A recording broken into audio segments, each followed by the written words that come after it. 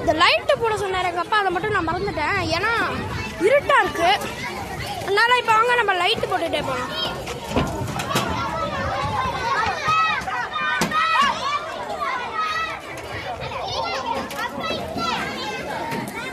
Okay, torch light on ஆயிடுச்சு. ஐயோ, நம்ம ஒரு வழியில போறோம். வாட்டர் ஸ்லைட் ஒரு வழியில வழி